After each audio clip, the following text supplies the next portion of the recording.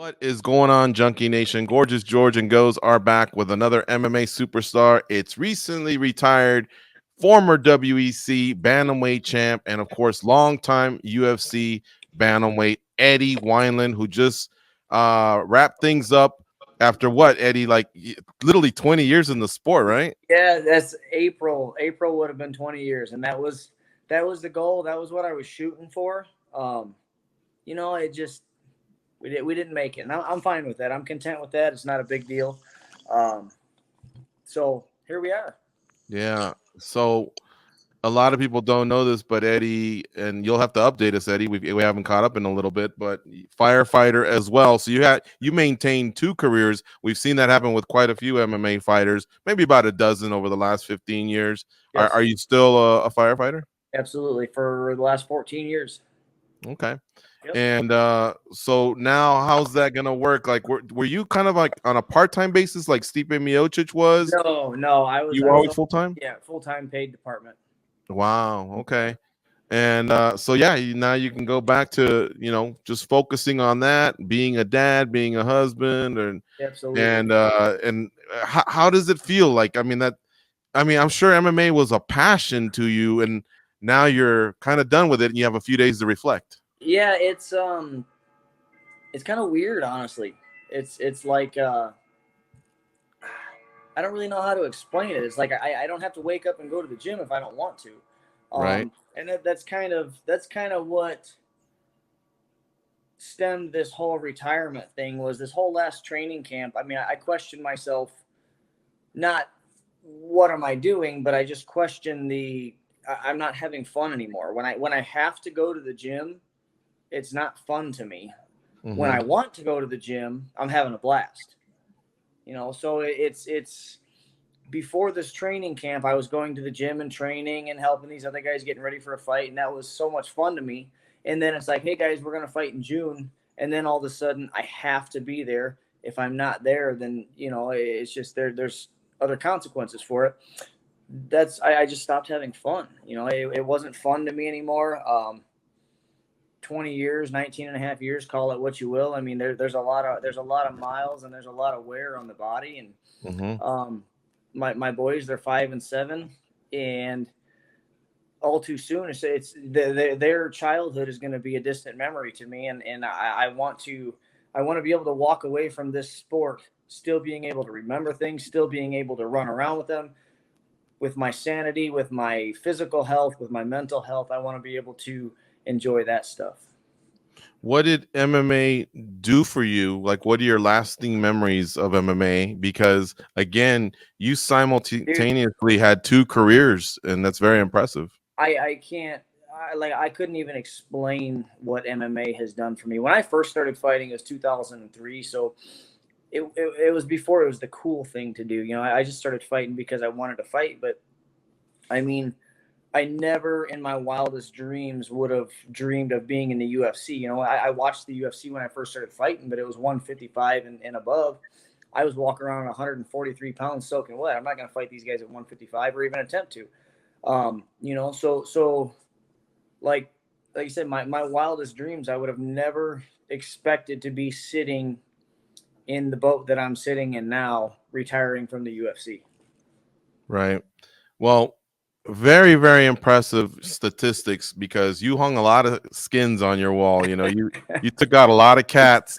You had an incredible WEC run, which was the spot when the UFC didn't have the lighter weight classes. The WEC, that was the place to be, and of course, you wore gold there at Yes. one point. You were the inaugural champion. You had an impressive record in the WEC. Then everybody, of course, comes over. And like I say, you had a very long, decade-long UFC career. Um, Give me a few memories instead of just pinning it to one. Give me a few, and if maybe they all don't have to do with getting your hand raised. Maybe it was just a fan interaction, or just I don't know. Maybe You you know, heard about your friends getting together to watch you compete, them sending you videos. Sometimes it's not always about the X's and O's, but you tell me. yeah, I'm gonna miss a lot of it. The only thing I'm not gonna miss is the constant training, the constant beating your head against the mat and cutting weight. The fight side of things and the everything else that goes along with it. Like I said, the fans, you touched on the fans. Like some of the funnest things I've ever done were fan expos. I Right. specifically remember at a fan expo signing for Head Rush, and I think I was slotted to be there for like 90 minutes or something. And I remember looking at the guy and I said, "Hey, there's still a massive line here." Now, given they're not all there just to get my autograph, but I mean, I'm there. They're there. Can I stay here and sign? So I stayed for like an extra 3 hours and signed autographs. I didn't have anything else to do other than walk around. So it's kind of like, who am I to tell these people who support the sport and are the reason the sport is what it is, that I'm not going to sign a piece of paper for them? So, just the fan interactions and I mean, just all the opportunities and everything that was given by the UFC. I mean, we're going to fly you here. You're going to fight over here. Just getting to fight all over the country. I mean, it was so much fun. I mean, I'm a homebody, but it was cool to be able to fly to Texas and to fly to California and to go see these different places of the country, and do what I love to do. And how about this? A guy that walks around at 143, 15 KOs, man, in your career. You know, a lot of times they say the lighter weight class, they just don't carry the pop that the heavyweights. And obviously there's some truth to that. But most of your fights, about 80% of your fights ended with a finish. So I think you had 4 or 5 subs, but the 15 KOs stands out to me, man. You got to be pretty proud about that. There's some lead in them hands. Absolutely, and it's everybody that I ever hit after the fight, they were always, dude, I've never been hit like that before. I've never had a little guy touch me like that. And it's all in the hips, I'll go back to a little Happy Gilmore. It's all in the hips, But it really is. Everybody thinks because you got big strong arms that you're going to hit hard. No, it's all about meeting that target at the end of your punch and turning your hips over and generating enough power from the floor up. And when I met my strength and conditioning coach, Jason, is when we really started turning the power up, because I really started getting a heavy deadlift. And not only just a deadlift, but we started going like sumo. We would go super wide sumo deadlifts, and we would go super wide box squat stuff. So you're incorporating all hips rather than legs. And again, hips generate power, which knocks people out. Which one of those would you say was one of your favorite? Maybe from the technique side, not because you're trying to rub somebody's face in it, but just, I mean, hey, it was a beautiful knockout. The Scott Jorgensen one stands out.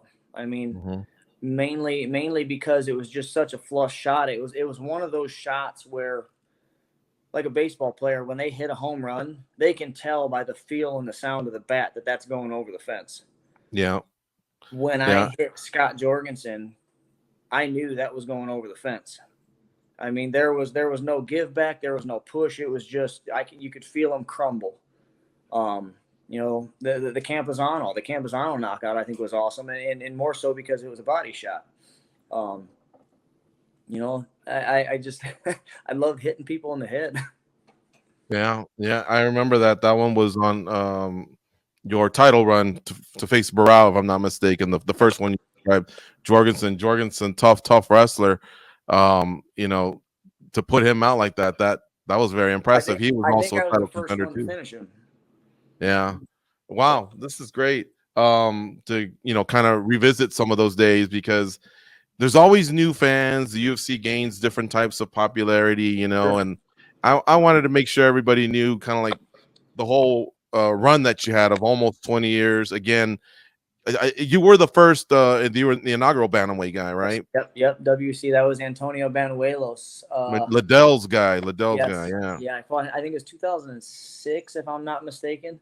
And then the slam. Remember the slam? Ken Stone. Yeah. That one legitimately worried me, because they said that that guy didn't wake up, like he didn't move until they got him in the ambulance.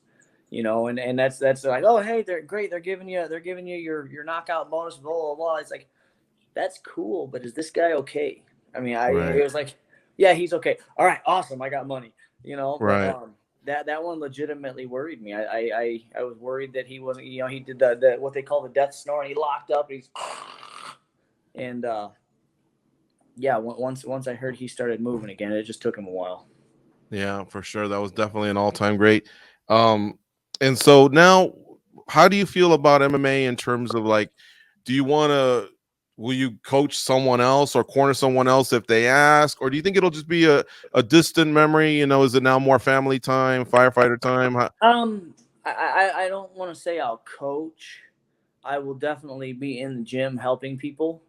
I will definitely be in the gym just to stay relevant. I mean, let's be honest, the world's a crazy place, and who knows the next time somebody wants to try and jump you or your family, I got to be able to defend them. You know, I got two Mhm. little boys and a wife, so I better remember how to throw a punch and how to do a takedown, and just need to remember how to fight. But I'll continue to be in the gym, but at my leisure, so that way I can continue to have fun with it.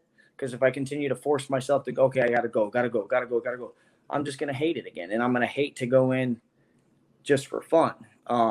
I got my two little boys; they're 5 and 7. They're wrestling now. I coached their wrestling team last year, Well, that's so cool. that's something that I would like to venture off into and spend more time with getting them ready. You know, because now it's their turn. They're 5 and 7. Dad's 37. Dad's book is of fighting, of competing, is closed. And when I say competing, I may do some jujitsu competitions or some grappling competitions. I don't know. I have no idea what the future holds. Um, I want to focus mainly on them and getting them ready for their future endeavors. Eddie, in other professional sports, primarily team sports, when there is a player that plays in different teams, when it's time for them to hang them up, they often ask them like, "What jersey would you like us to put down in the record book?" Right? When it comes to you, do you feel more like it would be a WEC jersey that would be hanging there, or a UFC Oh, jersey? golly, man, you're gonna put me on the spot. I don't know. Can we do a hybrid? Can we do a hybrid? Can we WEC front, UFC back, and just like we can put it in so that it's rotating? It doesn't exactly have to be flat against the wall. Um, the WEC, I think, is what got me where I am to the UFC. Um, but I mean, the UFC, that's cream of the crop, top of the top. Um, let's go a hybrid. Can we do hybrid? Let's just call it a hybrid. I'll tell you this: if there was the hybrid jersey, Yeah, I would take a picture in front of the WEC side fair because enough.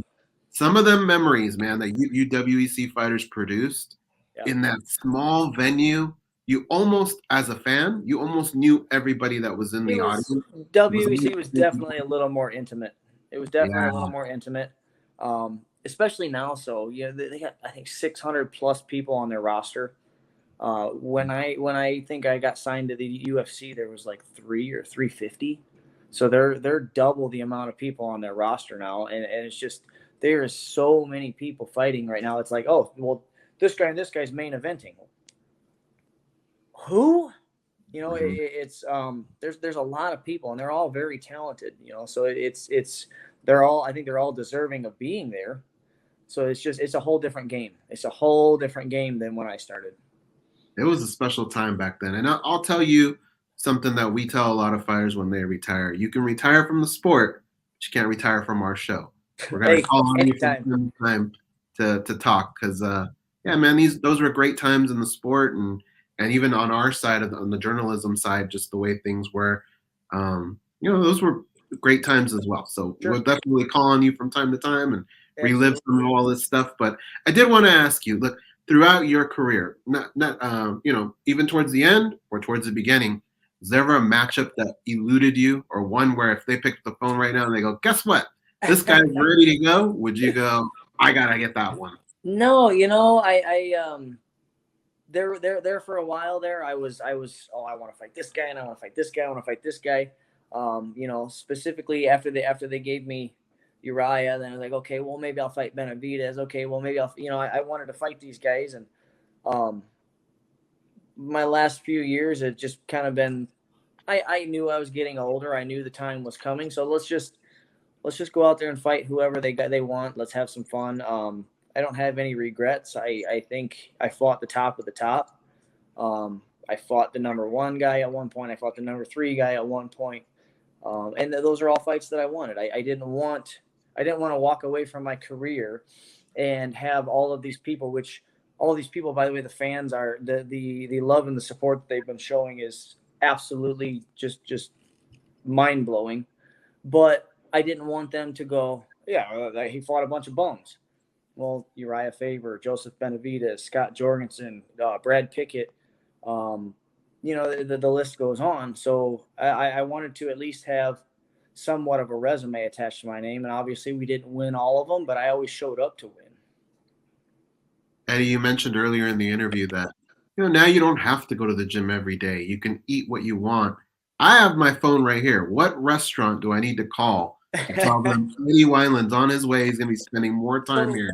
My diet from fight camp to regular just everyday eating doesn't change, other than I eat pizza a little more outside of a fight camp. We don't eat out a whole lot. We do a lot of cooking in. I honestly, I couldn't even tell you a restaurant because we don't go out to enough restaurants that I don't know. We try to eat pretty clean, pretty healthy. We got a nice big garden, and we do everything ourselves here. What have the guys at the firehouse said? I mean, I'm sure you've brought them a lot of great times, a lot of great memories. That's pretty fucking cool to have a coworker for such a long time that goes in there and gets in one of them cages. What would they say to you? Basically just kind of what everybody else has said, congratulations, good job. Some of them, it's been a long time coming, or, there's a few of them who always give me shit about my full-time job being my part-time job, being firefighting. Well, maybe you could take more time and focus on your part-time job now, talking about the whole firefighting thing. So they got to bust your balls. It's a group of firemen. If you're not busting each other's balls, then it's just not right. Right. Yeah. No, I totally get it. Well, listen, man, thank you, for giving us some time here. And again, congratulations on a great career, almost 2 decades. Incredible stuff. I'm real proud of, everybody knew that your hands were your weapons. You had a great boxing background. But what really impressed me over the years was you really did put in the work on the wrestling side of things. And there came a point where you were very, very difficult to take down. You know what I mean? And I could tell there's so many guys that are specialists that don't want to do that type of work. And you did, and that was very, very impressive. It helped round out your game. I'll tell you a little secret here is I've actually wrestled since I was 6 years old, and I can actually wrestle just as good or better than I can box.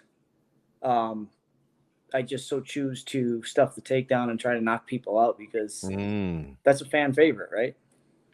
It sure is. I've almost literally wrestled since I could walk. Oh wow. Okay. Yep. Well, I did not know that. A lot of people don't.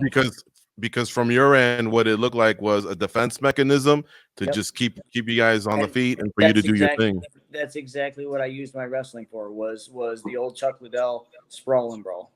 Mm-hmm. Man, that's awesome. That's why I was so difficult to take down, because A, my hips are strong. B, I know how to use them. And C, I've wrestled for 30 some years. Yeah. And lastly, I think you've already clarified on social media, no ill will towards DC or anything. You didn't get a chance to lay down gloves in the fashion that people are used to seeing it, but yet we saw it later on. Yes. So it's a clean exit and everything's good. Like, absolutely. Did you shake hands with executives, other fighters, the staff? Like, what were your feelings like as you were leaving? I talked to Sean Shelby that night, and we had a pretty lengthy discussion. As far as like retiring, I didn't. Nobody, and again, on DC's behalf, nobody in that arena knew I was retiring, myself included. I think subconsciously we do things because it's just, we know it's the right thing. And I think that's what I was doing with my gloves. I didn't take my gloves off for any specific purpose. I didn't take my gloves off to leave them in the ring. If DC would have turned that mic to me and been like, hey, okay, how's retirement going to be? I don't know. What are you retiring? What? No, I just lost a fight. But I think subconsciously I knew deep down it was time. And the gloves came off. I didn't quite know it in that moment. But sitting down and thinking about not having fun when I'm in a training camp, but having fun while I'm in the gym because I want to be there. Kind of put the nail in the coffin. And I talked with my head coach, Mark, and I told him that same thing. I said, Mark, I'm done. This is it. And he said, no, just wait till we get back to the hotel. We've had this discussion before. Just wait till we get back to the hotel. We'll talk about it. I said, Mark, I only have fun when I want to be in the gym, not when I have to be in the gym. He said, yeah, you're done. He said, absolutely, you're done. So at that point in time, it was kind of, the gloves came off for a reason, but I didn't quite know it yet. Yeah, got it. You'll still be around, like maybe to Vegas, or like, do you become a fan? I know we talked about the coaching side, so not maybe that type of affiliation, but will you be in Vegas, from time to time, taking in shows, or when the UFC comes to Chicago? When they come to Chicago, for sure. If they want to fly me to Vegas, for sure. Yeah. But like I said, the majority of my time is going to be spent on family, and we're leaving for 4 days here on Saturday. We're going fishing, and the following weekend we're going camping, and I've got something every week for the rest of the summer till the boys go back to school that we're going to do some shit. You already informed USADA? Did you go through that as well? Yep. Yeah, they sent me. I actually just got an email. The UFC must have informed them, because I got an email that said, "Listen, you need to understand, if you're going to retire, there could be serious repercussions if you want to get back in. 6 months in the testing pool. Blah blah blah blah blah." Yeah, I'm done. It's that simple. Even I just, not that I don't want to compete. I don't want to compete fighting anymore. It's time to turn that page. Maybe I'll go wrestle some old man tournaments, or I'll go do some grappling tournaments. But fighting wise, boxing wise, anything combat wise, anything combat. I'm talking about wrestling here.